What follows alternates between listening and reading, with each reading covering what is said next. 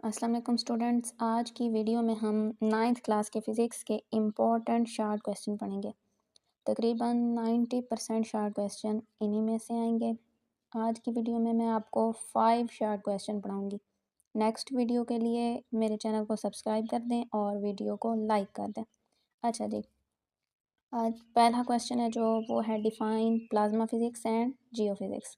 अब plasma physics क्या है? It is the study of production properties of the ionic state of matter, the fourth state of matter. मतलब plasma physics जो है वो fourth state of matter है। उसके बाद है geophysics. It is the study of internal structure of the earth. ये earth के इंटरनल स्ट्रक्चर की जो स्टडी होती है उसे जियोफ़िज़िक्स कहते हैं। इसके बाद नेक्स्ट हमारा क्वेश्चन नंबर 2 है write difference between base and derived quantities. अब बेस क्वांटिटीज़ क्या है? Base quantities are the quantities on the basis of which other quantities are expressed. There are 7 physical quantities which form foundation for other physical quantities. These physical quantities are base quantities. Examples हैं इनके अब length, mass, time, electric current, temperature, intensity of light and amount of a substance. ये 7 जो हैं base quantities हैं। उसके बाद है ड्राइव्ड क्वांटिटीज़। ड्राइव्ड क्वांटिटीज़ क्या होती हैं? The quantities that are expressed in term of base quantities are called derived quantities. इसकी एग्जांपल क्या है? Area, volume, speed, force, work, energy, power, electric charge, electric potential, ये सब जो हैं डिराइव्ड क्वांटिटीज़ की एग्जांपल्स हैं। नेक्स्ट अब क्वेश्चन नंबर 3 है write difference between base and derived units. Give example. अब बेस यूनिट क्या है? पहले हमने पढ़ी है base quantities and derived quantities. अब हम पढ़ रहे हैं base units and derived units. Base units पढ़ेंगे हम। The units that describe base quantities are called base units. Each base quantities has its SI unit. Table below shows 7 base quantities, their SI unit and their symbol. अब है length. Length का unit है metre. ये आगे symbol दिए हुए हैं। M से जाहिर करते हैं मीटर को। यहाँ है मास। मास का SI यूनिट है किलोग्राम। केजी से जाहिर किया हुआ है। टाइम का यूनिट है सेकंड। ये आगे इसका सिंबल है। इंटेंस इलेक्ट्रिक करंट का यूनिट है एम्पेयर। आगे ए एम्पेयर का सिंबल है। इंटेंसिटी ऑफ लाइट का यूनिट है कैंडेला। आगे सिंबल। टेम्परेचर का यूनिट है केल्विन के, ये इसका सिंबल है। अमाउंट ऑफ ए सब्सटेंस का यूनिट है मोल। उसके बाद है derived units. The units used to measure derived quantities are called derived units. Derived units are defined in terms of base units and are obtained by multiplying or dividing one or more base units with each other.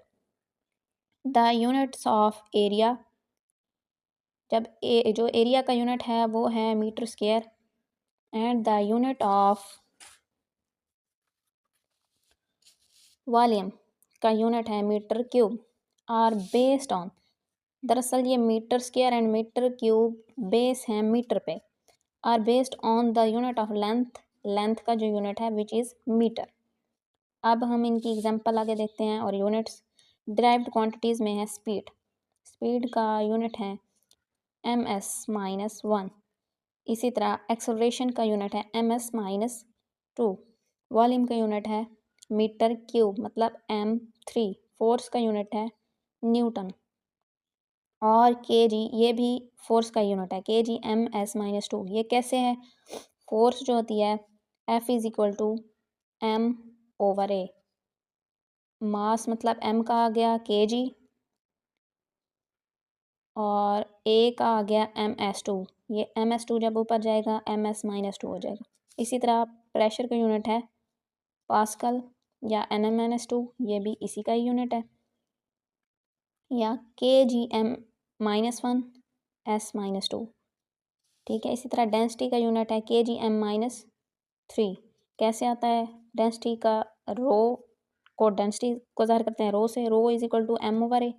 अब m मतलब मास का है kg, volume का है m3, ये ऊपर भी हमने बताया था वॉल्यूम का यूनिट मीटर क्यूब है, तो ये मीटर क्यूब जब ऊपर जाएगा तो ये m-3 हो जाएगा।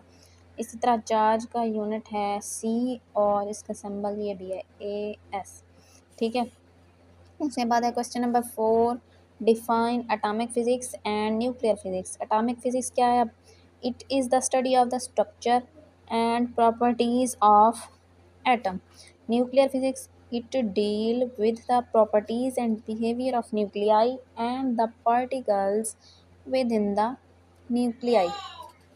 अब है question number 5, what do you know about zero error, why it is necessary to use zero error। अब zero error क्या है? if zero line of the vernier scale coincide with the zero of the main scale then the zero error is zero। अब क्या zero error positive कब होता है और negative कब होता है? Zero error will be positive if zero line of vernier scale is on the right side of the zero of the main scale. अगर राइट साइड पे होगा तो पॉजिटिव होगा।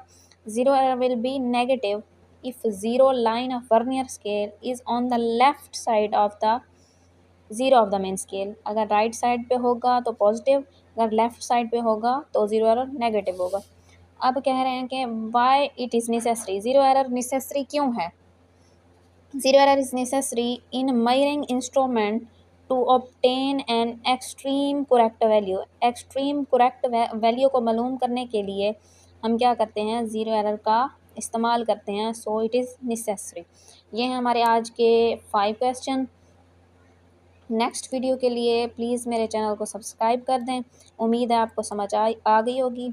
अगर कोई मसला हो तो कमेंट कर दें। Thank you so much.